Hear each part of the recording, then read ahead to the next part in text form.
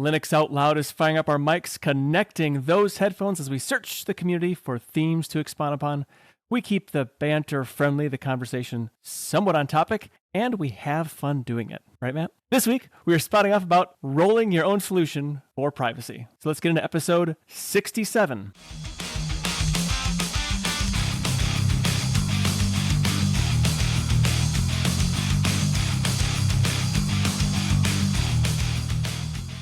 Linux Out Loud is brought to you by Linode and Bitwarden. With me today, as refreshing as a crisp late summer morning, Wendy, and like a late summer rain that dumps all over you during your backyard party, Matt, how are you? He's speechless, just speechless. That's how he is. Nope, I'm trying to be really good right now. You don't try. There was some extremely funny banter just before we actually started recording the show, and Matt is still stuck on that piece of banter. Yeah, he's definitely stuck.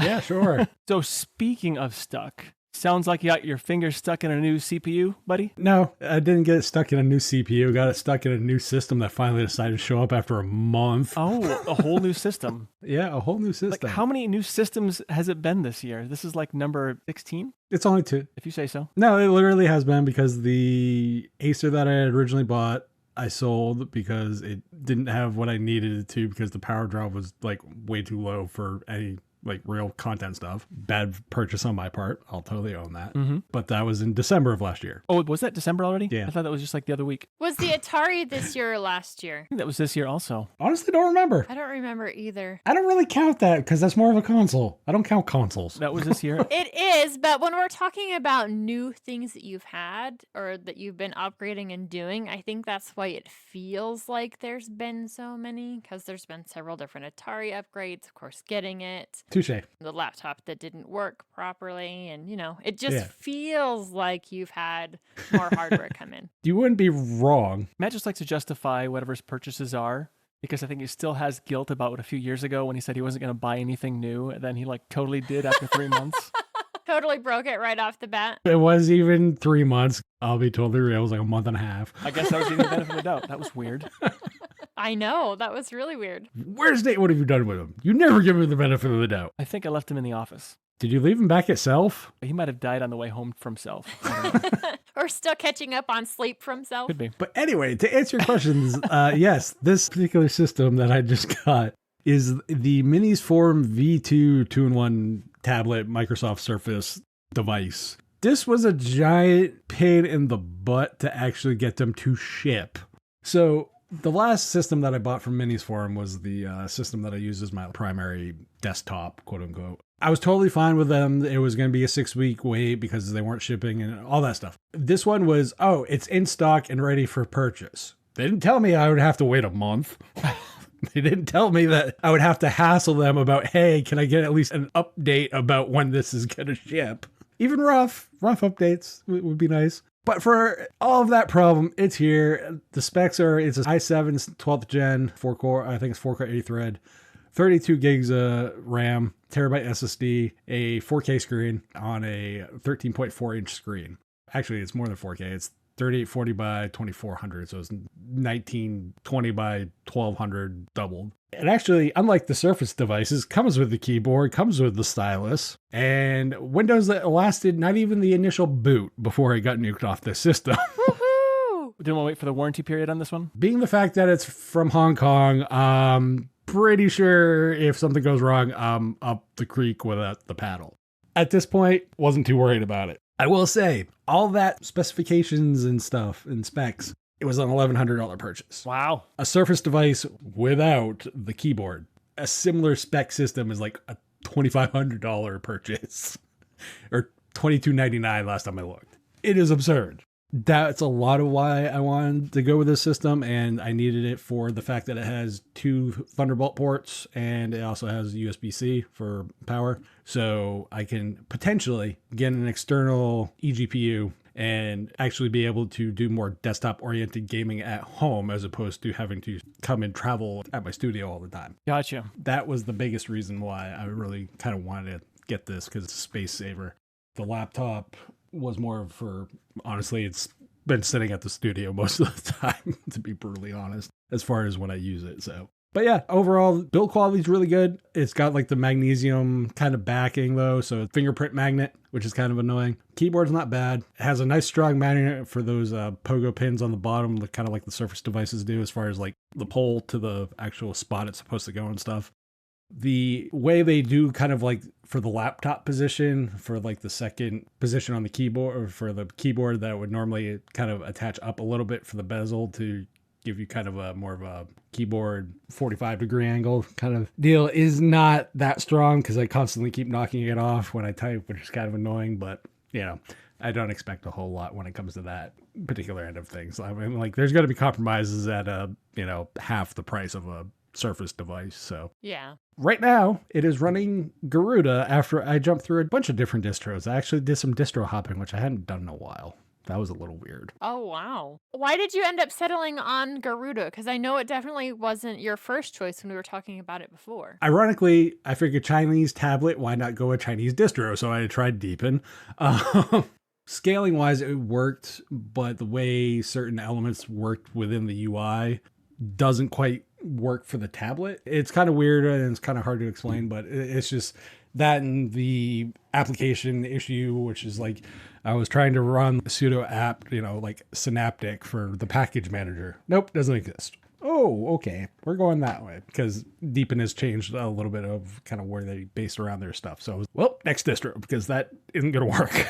Then I tried eLive, which is like an Enlightenment 16 based DE based on Debian, which it works, but it has its own weird nuances because it's Enlightenment, which anybody who's used Enlightenment knows it's different. It doesn't play nice with the two different input methods of like when you detach the keyboard and go to use the touch screen or vice versa, just that kind of stuff. So it doesn't have that seamless transition. And then I went to, I'm trying to remember the next distro I went to. What did I use after that? Oh, I went to, I actually used another Garuda version, but I used Garuda Wayfire, which is based around Wayland, and I don't remember the exact thing it's based on, and my brain's not working on it, but it's basically trying to re-implement Compez and all that kind of stuff. But it uses Wayland and all that stuff, which is perfectly fine. But it didn't keep the scaling. So like I would change the scaling to 2, and it would go back to 4K. And it's like, no, yeah, go back. But I would have to do that after every reboot, which was kind of annoying. a pain in the butt. Yeah, definitely. So then I said, fine. And I went and installed Garuda Dragon Eyes Edition. And that's where I'm currently sitting. I literally did that before the show. So. Oh, wow. Last minute. Yeah. Are you using that system right now? Probably not, huh? I am not using it right now because I didn't have a lot of the production stuff tied in, so I would have to kind of rewire and rework and all the other stuff. But overall, from what I've used of it and typed on it and all that stuff, the keyboard has backlighting and all that stuff. It's not even backlighting, but it's backlighting. Some. The stylus works. For what I paid for, I'm not going to complain. It's a Surface device with Surface specs and did not have to pay for, $2,400 for. I'd be curious about how the stylus and everything works. A device like that would be right up my daughter's alley, but only if she could still use it for drawing on Linux, like using Krita with a much more powerful system on something like that. Well, so here's the catch-22, and this is what I was a little concerned about when I buy, and this can probably eventually tie into the future topic here. So when I bought this, it was listed. When I went and checked after the last email I sent them about, hey, what's going on? I would like to know. There is no listing for this device anymore. Oh, wow. So there's one of two things. It was a limited production device. Okay, cool, whatever.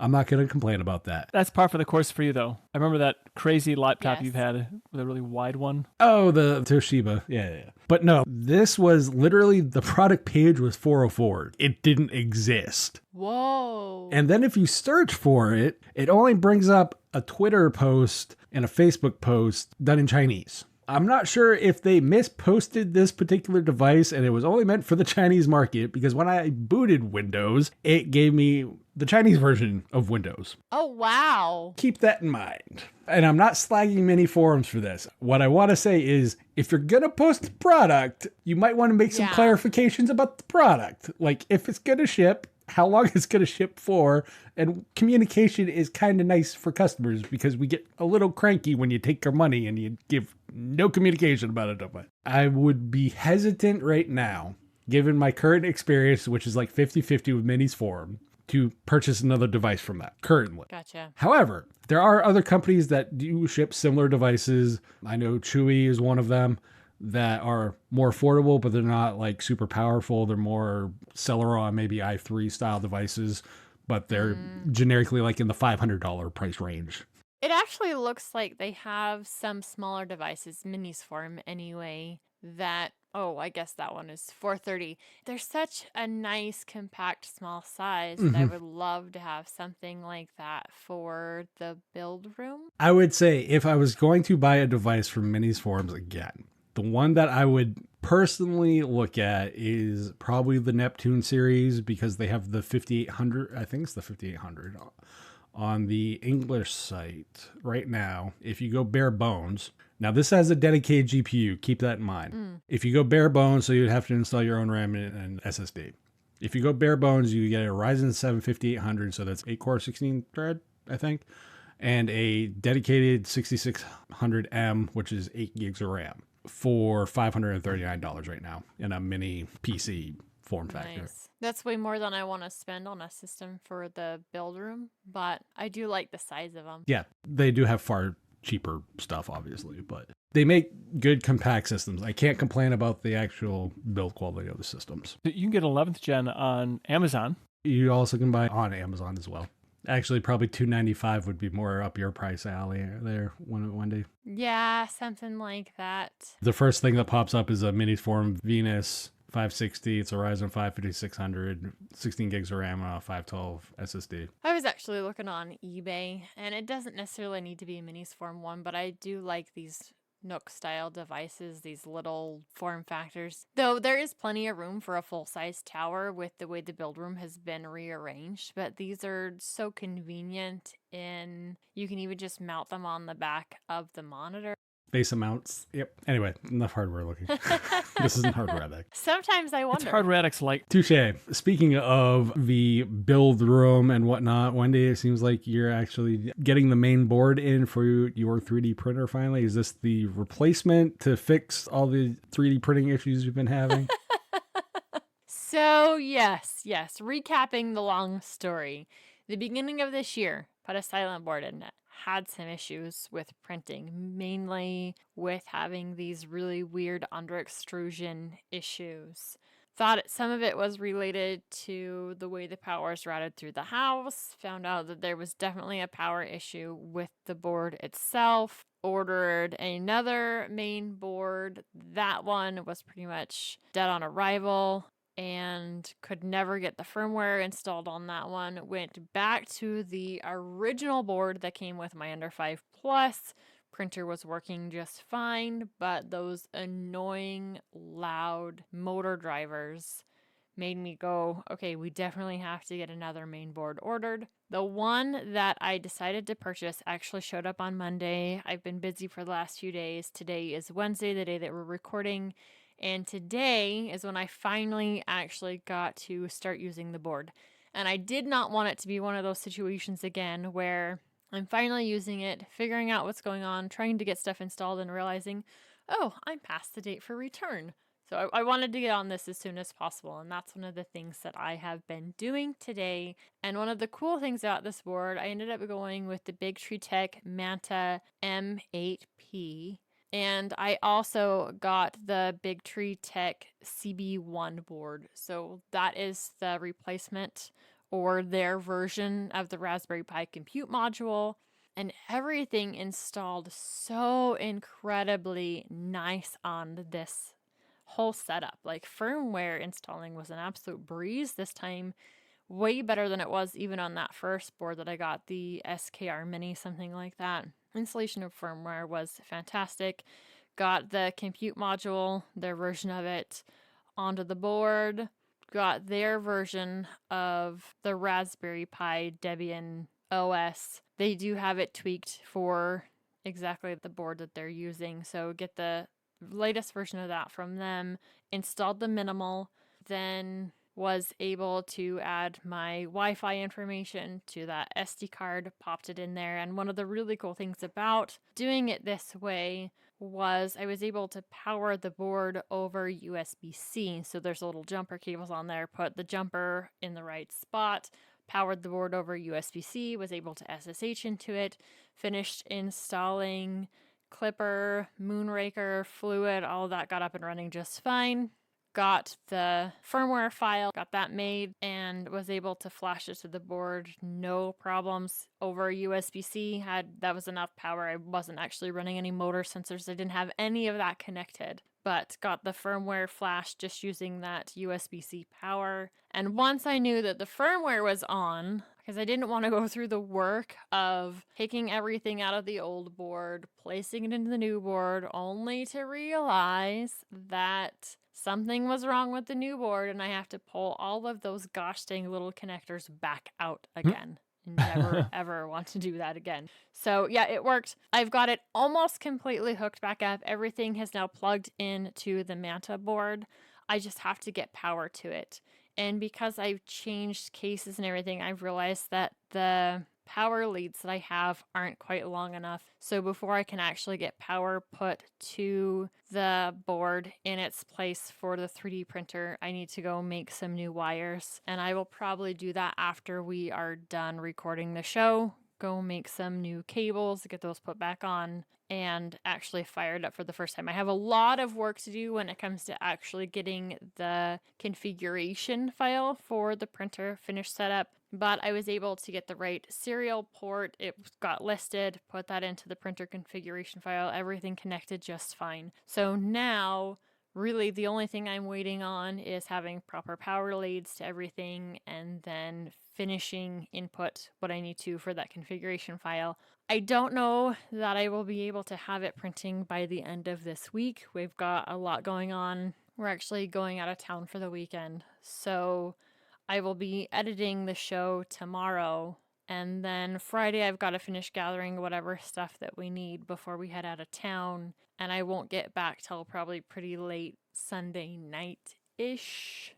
This time, maybe Monday, I'm not entirely sure. So it'll be next week before I actually have time to get a good, solid, tweaked configuration file for the printer in relation to my Ender 5 Plus. But it's actually making progress, and I am ecstatic about the fact that it actually has the Clipper firmware on it now, unlike last time where I couldn't get it flashed at all. Well, that's fantastic. I'm real excited that you got this working, because having a project keep beating your head against it and you can't get anywhere is very frustrating. But the fact that you made some significant gains in this and are going to have basically an awesome 3D printer with all the bells and whistles, and especially on the software side, that's really awesome. Super awesome. I'm definitely thrilled about that. And I'm pretty sure I've talked about this project in the past, and I don't even know how to pronounce it. Kiauh is the spelling of the project, but it makes getting Clipper, Moonraker, and Fluid installed incredibly easy on one of those minimal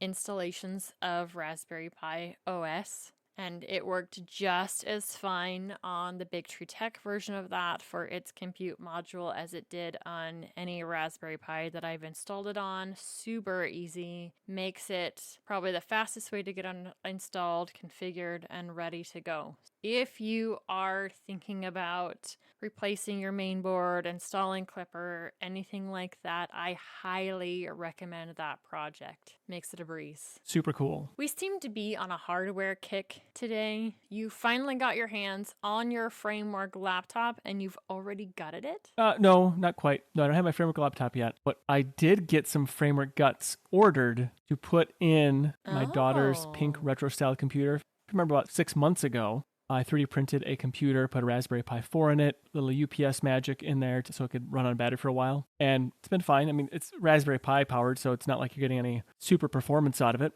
Took it to Self with us. I took my kids to Southeast Linux Fest, and it was quite popular, especially with the older crowd there. They would comment on how they worked on something just like that, except it was light blue and slightly larger and stuff like that. Can't remember the name of what it was. PDP something. Anyway, it has stickers all over it now. It looks kind of like a race car. But what I've done is I've ordered a Framework mainboard, the battery, and some other components and such So I can put framework guts inside of this and take out the Raspberry Pi, which, has no power management, anything on it. So not really great for a desktop computer like this. The other thing is I want it to be a very usable machine, have good battery life, still going to have the USB-C power of things. So a lot of things I've done to it already will just transfer right over, no problem. And it'll be, more usable. Part of the problem with the Raspberry Pi powered thing is I'm right at the limit of what that little UPS can actually push out.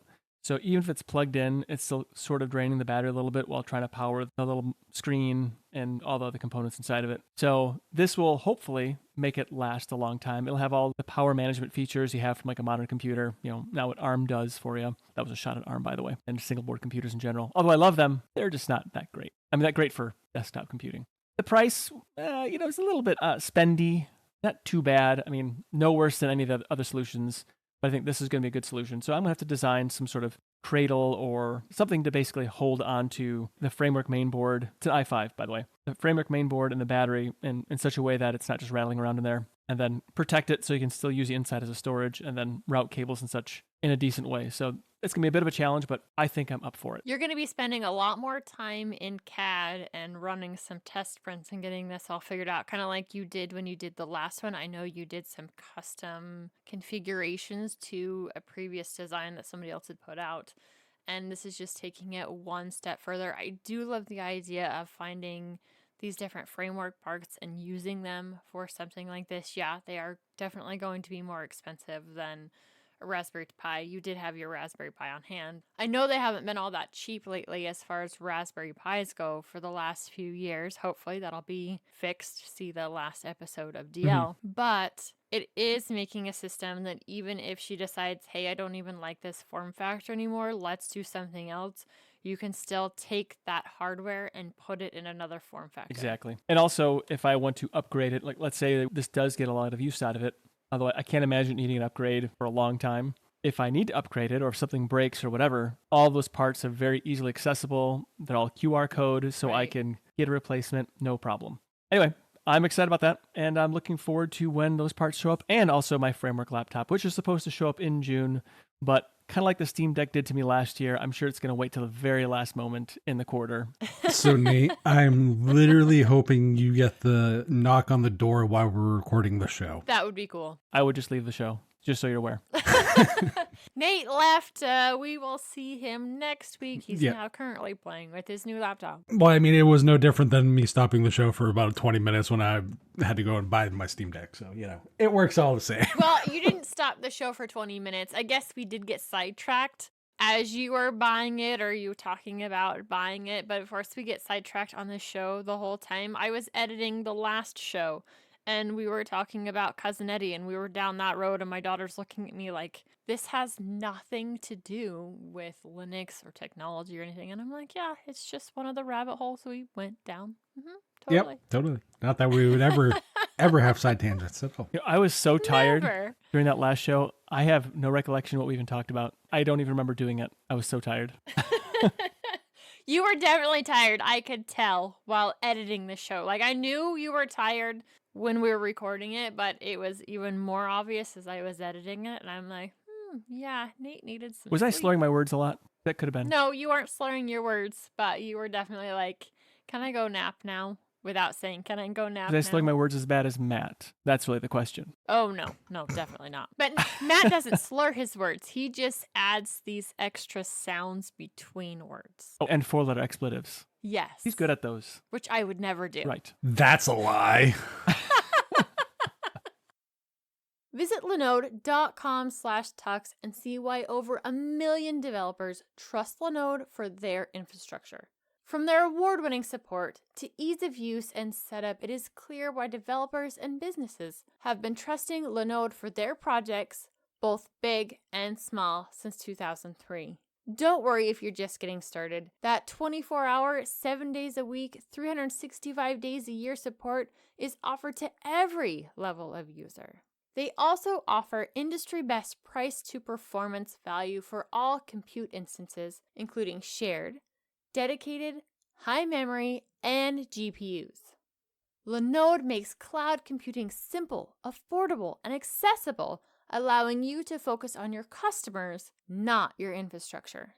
Visit linode.com/tux, create a free account, and you'll get a $100 credit.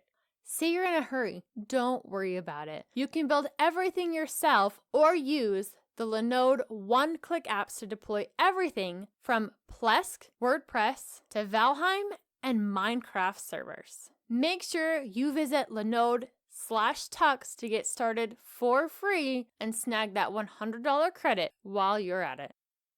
There have been a couple of articles out there and some videos talking about utilizing somebody else's services and the violation of privacy that comes along with it, or even like losing access to services because somebody falsely accused you of saying a thing you didn't. One such topic that I thought was very interesting that was brought up as we were talking before the show was a tale of unwanted disruption a week without Amazon. Kind of crazy story, really. So some guy gets locked out of his Amazon account entirely, his Amazon Echo, all his smart home services, any video, everything. Just totally locked out because somebody somewhere thought that he said an inappropriate thing. And I think that's just absolutely crazy. And it really underscored the reason why I self-rolled my smart house system. Quote, smart house. It's really not that smart. My remotely controlled house, basically. And I think it gives credence to why getting locked into some vendor like Amazon's Alexa system or Google's, whatever they call theirs, I can't remember now, Google Dud, as a backbone to your smart home. Because, well, one, Google is known for not keeping anything around. And then obviously Amazon has demonstrated that they are irresponsible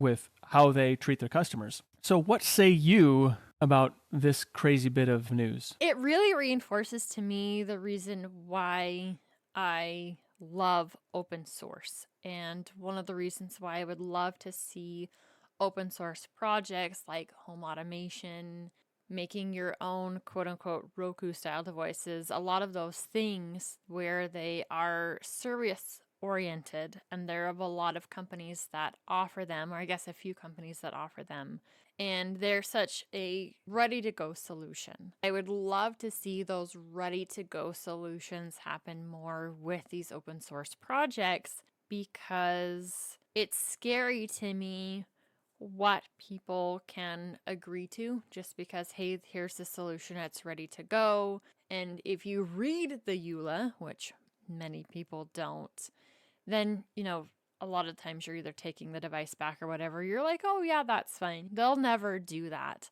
And you've spent all of this time and money into creating your smart home because you want to be able to access different things. You want to be able to turn off the lights, on the lights without touching them. My kids are horrible. And I'm saying this as someone with 4 kids, with this being the case, absolutely horrible about turning off the lights and being able to check and make sure, hey, did the lights get turned off, and do that. Or in the case of one of the times when we left the house this spring, I'd gotten way too cold that evening. I turned the AC off because my feet were freezing. We left the house for the weekend, forgetting to turn the AC back on. So we came home to a house that was sweltering. Thank you, springtime in Idaho. Hot during the day and freezing at night. We're getting out of that. But being able to make some of those changes, adjust that, hey, I forgot to turn it back on, being able to correct that so the house is a comfortable temperature when you get home, not having the extra power drain of then the house having to cool down so much more because it wasn't turned on previously. That stuff is awesome. Being able to have a company without actual proof say, somebody's reported you done this bad thing. We're now shutting down your connection with our servers. So anything that he had that was local is fine. But if it wasn't local and relied on those services, they're no longer accessible. There's so many of these companies, and they're so large that there's no way that they can have that real quality personal interaction with you when something like that goes on. I know I've dealt with large company customer service, and you're typically dealing with somebody who really doesn't want to be talking to people, but this is the job they have, so they're grudgingly doing it as they go through whatever steps need to be done. So between the data privacy, and I guarantee those services are taking data, using data, which is definitely a concern. And then the fact that out of nowhere, they can just be shut down. I want to see the roll your own services be easier to implement. I've only looked at some of them, like Home Assistant. I've only looked at it, some basic installing stuff. But when it comes to, hey, okay, I've got Home Assistant now on a main hub, a main device. What is it like in getting other devices connect to it? I know you've complained about, hey, I have found this switch, this whatever. So excited about it. Get it home, and then it's really not working all that great, or you're struggling to make it work. So I can see why people go this route, but it just makes me want to see the open source options become easier for people to use. Yeah, I think that Home Assistant is actually fairly easy to set up.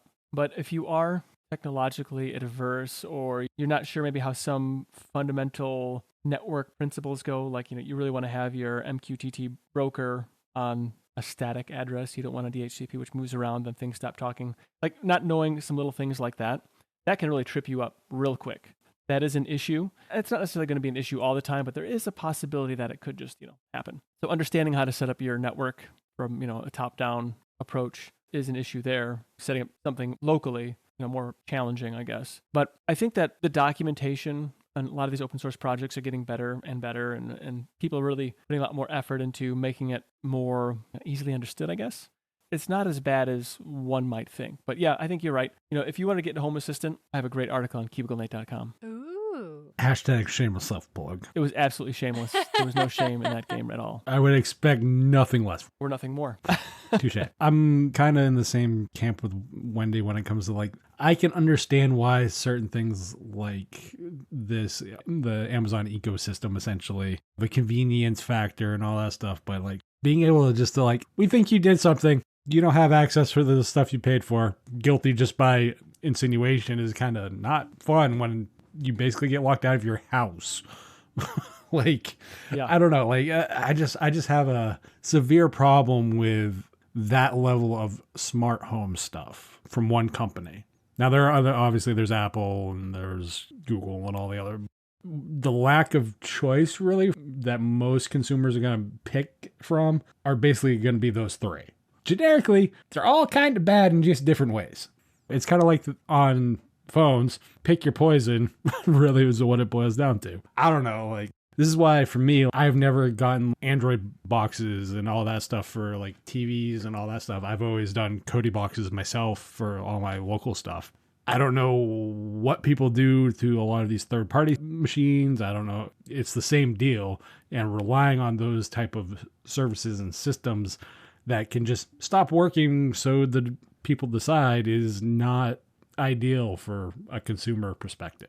Yeah, and you brought up this really creepy piece of hardware when we were trying to decide what we were going to do for a topic this week. And yes, we do not come to the show prepared.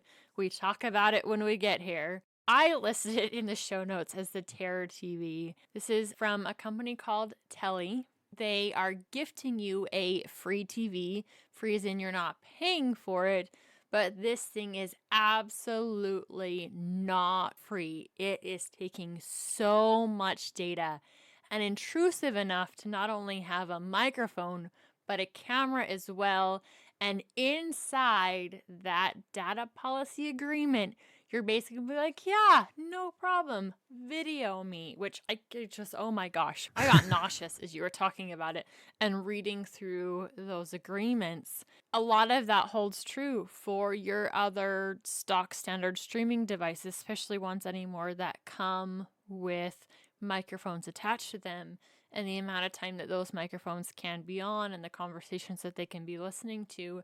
Yes, they are trying to sell you more things, but what else is potentially being done with that data offhand? They're openly telling you that they're selling it to third parties, but that could be any number of third parties in which they could potentially be selling that data to. So not only is smart home automation safer in the hands of a DIY solution, so many of these streaming devices are definitely better off as a roll your own. I don't remember where I saw this.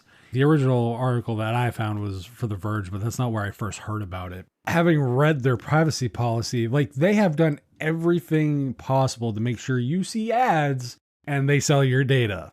So if you were kind of paranoid about when like the original Xbox One launched with Kinect and how it was always going to be on and like Kinect was always going to be in your face with the camera and the microphone always being on and connected to the internet. Newsflash, we're kind of there with companies like TCL, Roku-based TVs, and etc. We've seen companies go down this route where they do record stuff. This one's just creepier because by giving you a free product, you are agreeing to be recorded, so many levels of, as bad as it sounds, so many levels of 1984, where it's like, you will be monitored all the time.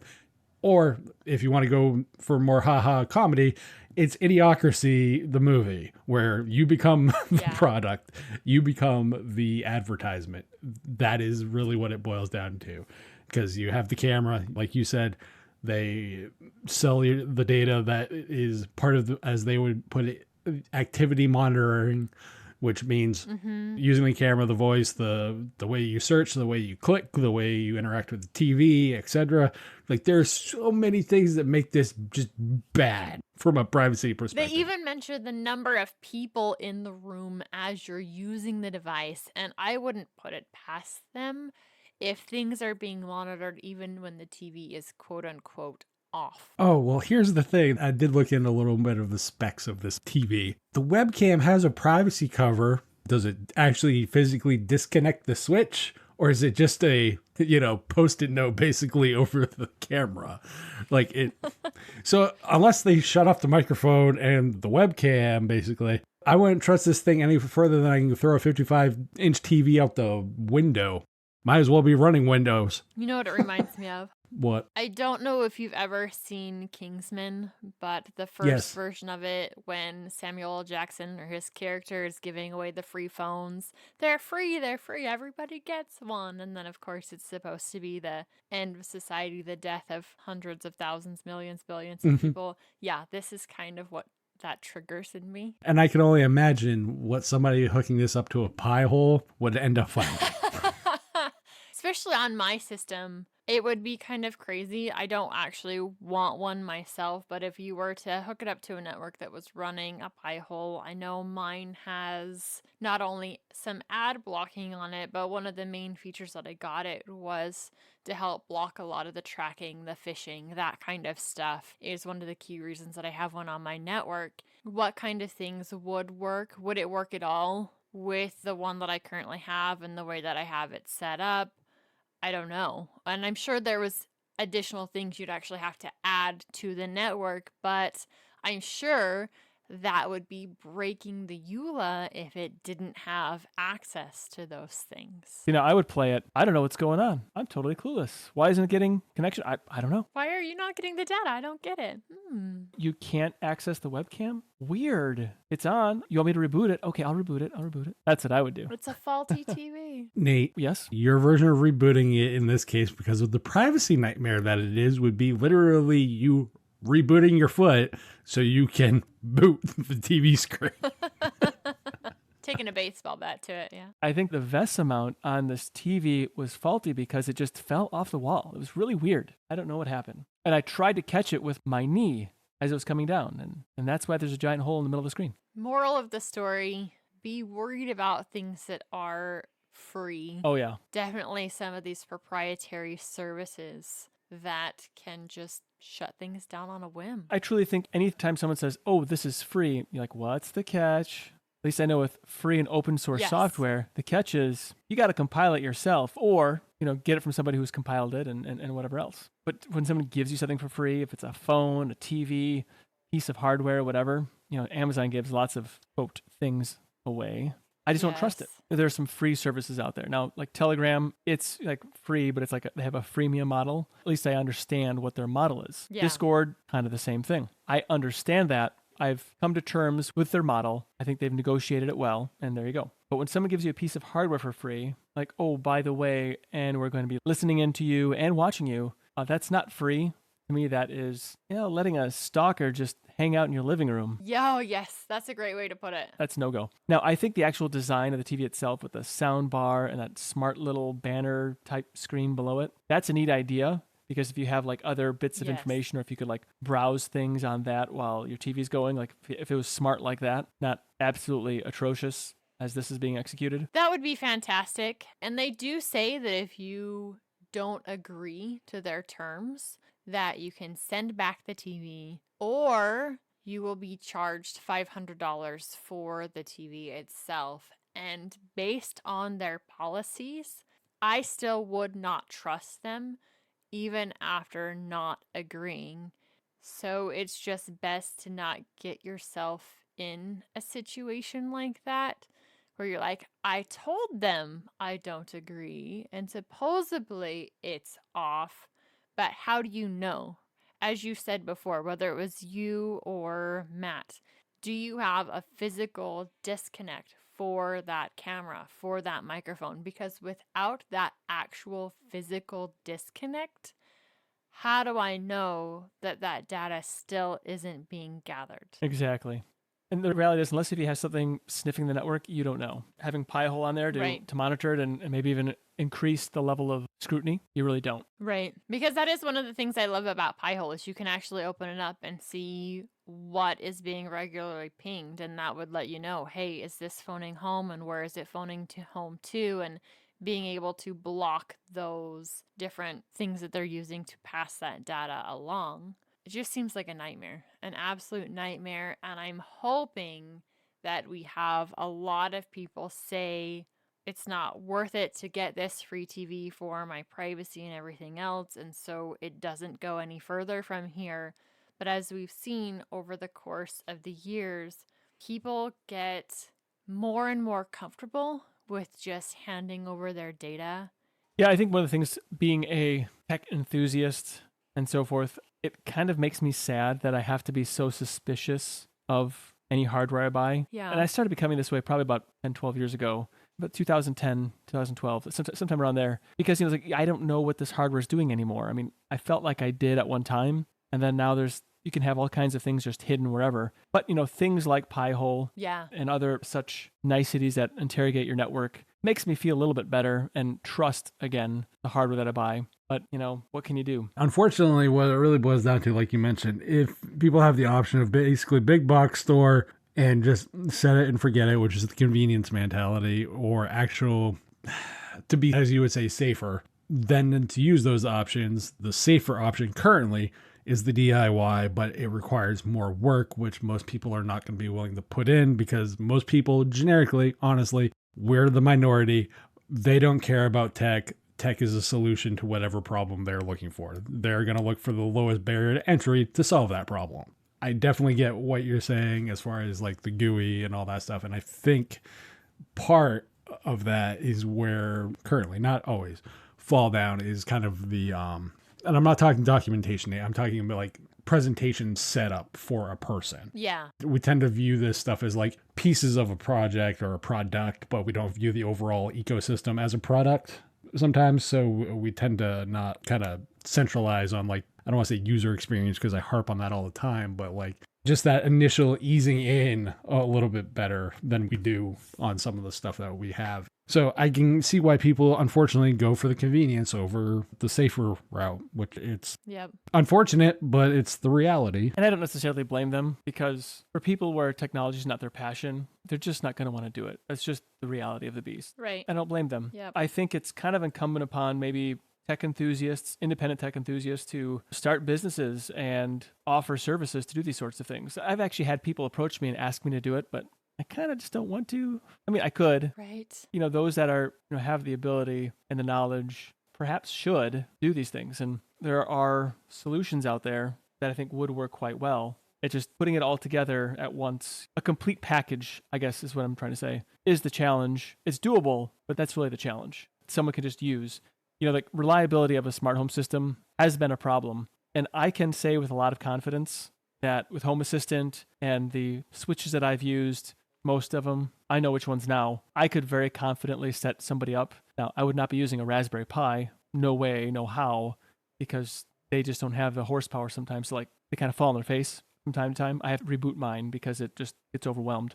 It's probably fine for smaller setups, but the right computer coupled with the right switches and the know-how and the knowledge, and you're going to have to understand electric currents and whatnot, probably get licensed and so forth. So that'd be a lot of work right there, but it's very doable. It's absolutely very doable. I'm very happy with the overall reliability. I'm going to be replacing the Pi. I'm going to kick the Pi out of that role.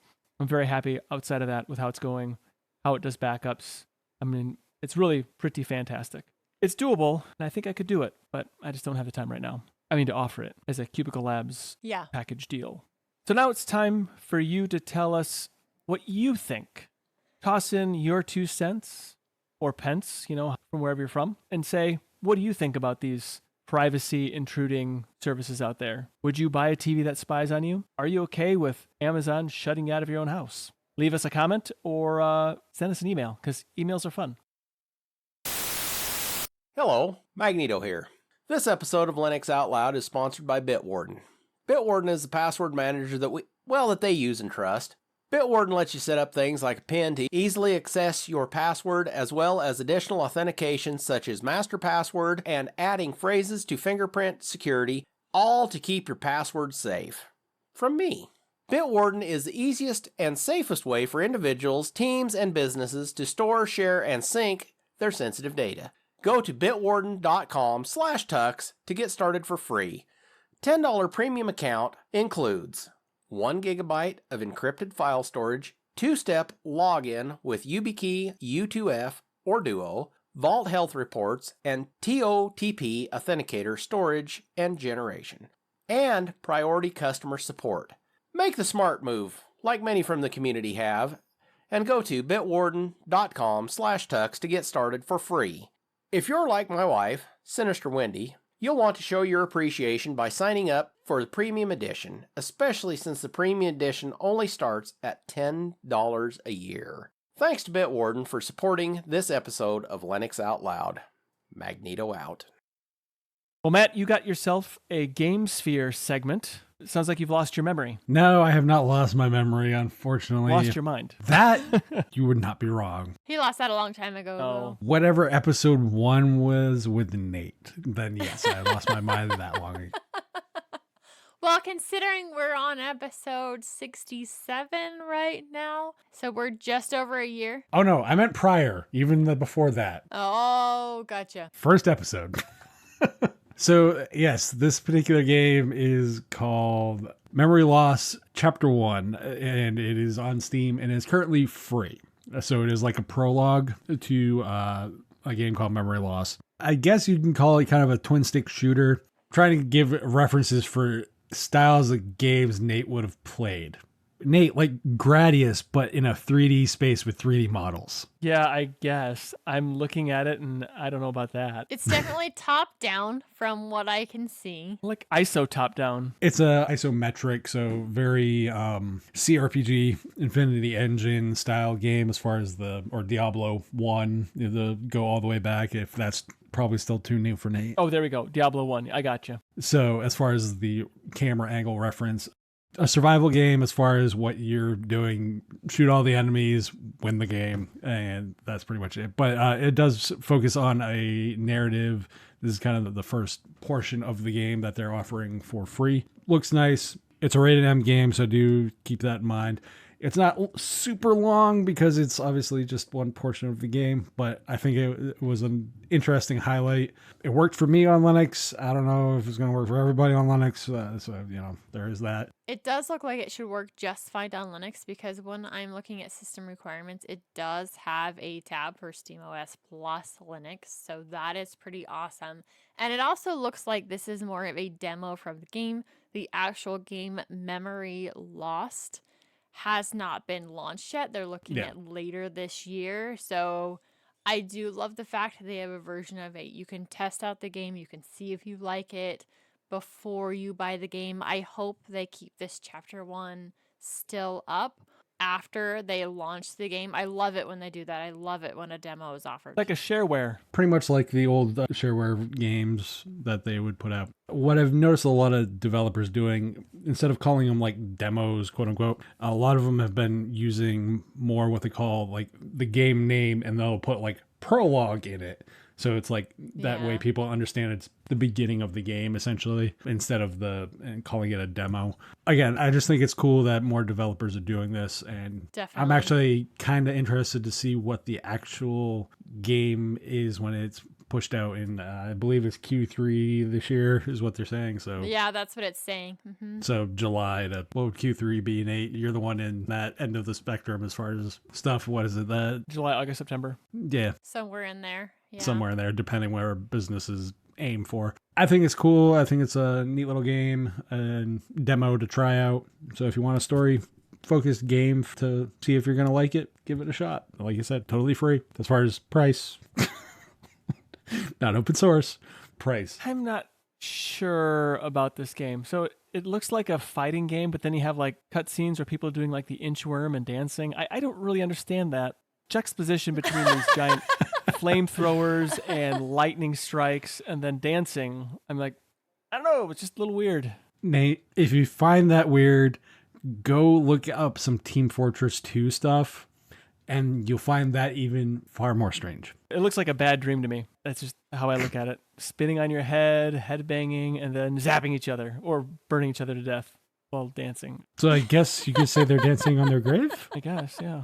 And everyone's... Beep. Yeah, pretty much. This section of the show has been removed. You are welcome. Anyway, so while I'm giving game recommendations and getting feedback from Nate, which is always so useful, Wendy, it seems like you have some listener feedback to give, though. I do have some listener feedback, and this is actually from Gene, the same awesome listener who I was a guest on his show that I talked about last week.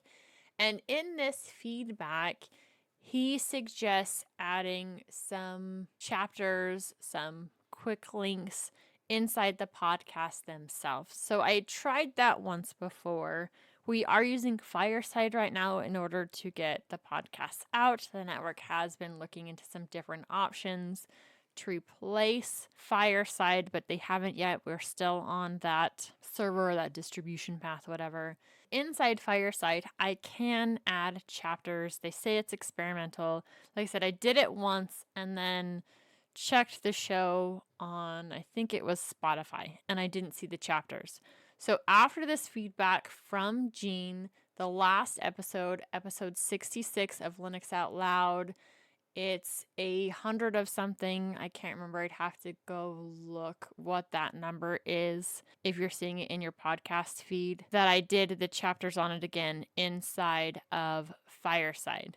If that works, and in your podcast app that you're getting the show, if you see that you can actually click on the chapters inside your podcast app, I will continue to do that. If I don't get feedback from listeners where they are expressing that, yes, it's working, then I won't do it. It adds another 8 to 10 minutes to my half-hour or so long upload process. It's worth it to me if you guys actually get something out of it.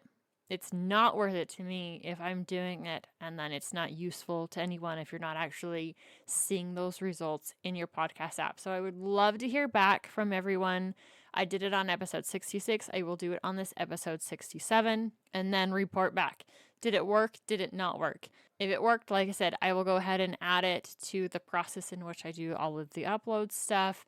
If it doesn't work, then I'll drop it. So thanks for that feedback, Gene. We do read that. Sometimes I don't always get to respond. There's a lot of responses I need to get to on multiple shows from the past. I've still been trying to get caught up around the house. I did read it. I did implement something about that. So if it works, report back. If it doesn't work, still report back. And then we'll see how it goes from there. Nate, you've used Wayland before and ended up dropping it because you were having some stuttering issues. There were some things that you weren't able to use under Wayland.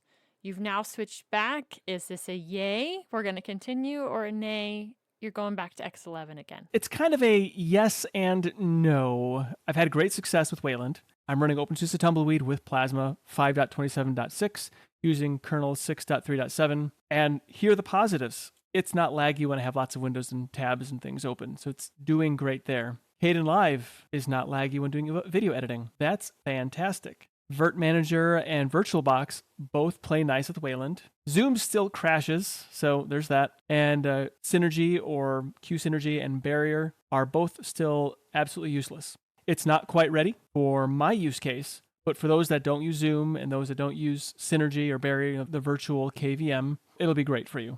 So because I use those applications, it will not work. Maybe it means I need to try using Jitsi instead of Zoom, but that's just not how I'm going to work. Because I want the software I want, and I'm not going to make changes outside of that. So anyway, that said, it is absolutely working fantastically well. I can almost forget that I'm using Wayland. It's working that well. It's buttery smooth, everything you want out of Wayland outside of those two little bits for me. Good news is what it is. It's very good news. So does that mean on non-production machines, you are using Wayland, and on the one that you have to record Linux Saloon or that kind of stuff, production machines having to use the Virt Manager and the like, those ones are on X11, so you're running both depending on what the system's doing? Yes, basically. I'll run Wayland until I can't on the laptop. My main desktop, no, I'm not going to mess with that. There's no point in messing with it there. For my laptop, and I'm not doing Linux Saloon with it, yeah, I could absolutely use Wayland on there, no problem. Not a lick of problems, as long as I'm not using Zoom. Bounce back and forth. I know that sometimes with Plasma, you can choose whether you're using X11 or Wayland, as you can just log out and bounce back and forth between the two if that's something that you want to do. That's essentially what I've done. I'll bounce back and forth with it. Like right now on the laptop, I'm using Wayland just because I've been using it. It's a nice experience, so I'll keep it. But if I have to do Zoom with it or anything of that nature, then I'll have to log in with X11. Well, I'm glad to see some progress happening with this. And I'm so, so glad that you are willing to be the guinea pig for us and report back how it's working. So once it's all going buttery smooth for you, I'll jump on that bandwagon. Well, great. I think Matt probably could, since he doesn't do anything with his computer anyway. Nate, so much I could say. And you don't have to say anything, and you've said it already. Exactly. You said it all in that picture you shared in the private discourse forum. I don't know if Nate saw that one yet. It's the one that I sent Matt. No, it's in Discord.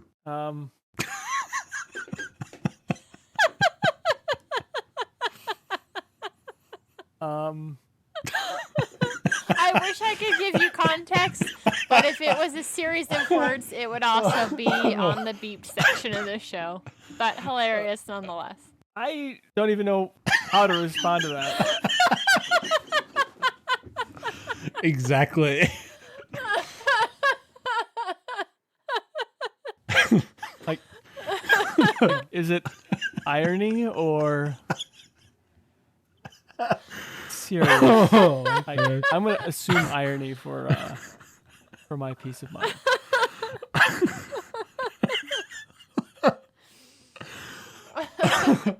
And nobody's ever going to know the laughter or the reason for it anyway. Oh, let me tell you who are listening to the show. It's good. I wish I could share it with you. If we had an after hours podcast, it would be great. But unfortunately or fortunately, you just don't get the picture. I think fortunately or unfortunately is the correct answer. It's not. It's those two things together. Like, I'm glad and a little disappointed we can't share it all at the same time. Well, Wendy, you would be totally right that they don't get the picture. You're welcome, Nate. You know, Matt, I'm so glad I know you, I think. Notice the term "I think." I think. Thank you, Matt, for enriching my life. Or whatever the opposite of enriching would be. Wendy, Magneto's going to hear this back and he's going to be like, what the you guys laughing about? I actually, it's late enough he's home, so I'm sure he's sitting in the living room wondering what in the heck we're laughing about, actually thinking that the show might be over. So I'm kind of surprised that he hasn't cracked the door yet to figure out what is going on. I'll definitely share all the details with him in just a minute after we wrap up the show. But yeah, I'm sure I can see the look on his face right now. Like, what in the world is going on in there? You probably think somebody's sick. He will probably think, what is wrong with you guys? No, he's heard me as we record Hardware Addicts before, and I would have to say that pre and post show is full of a lot of the same banter for Hardware Addicts. So yeah, it's perfect. Hey, Nate, you want to wrap up now? Well, I probably shouldn't use that terminology. Yes, I would. We don't want anything to get rearranged here, do we? Well, now it's your turn to toss in your 2 cents on today's topics. Hit the discourse form, drop us a line under this video, or on the contact form by visiting tuxdigital.com/contact. If you would like to hang out with us on our preferred social media, see the links at the bottom of the show description. Find other great shows like Hardware Addicts, GameSphere, Linux Loon, and more at tuxdigital.com. Show off your love for your favorite podcasts and shows by visiting Tux Digital merch store. Grab yourself some awesome swag like the gamer-centric I Paused My Game to Be Here shirt, or join hashtag Team Wendy with some sinister Wendy swag. As always, we thank you for joining us. We'll be back next week with another awesome sode of Linux Out Loud. Until then, keep the banter friendly, conversations somewhat on topic, and let's have fun doing it.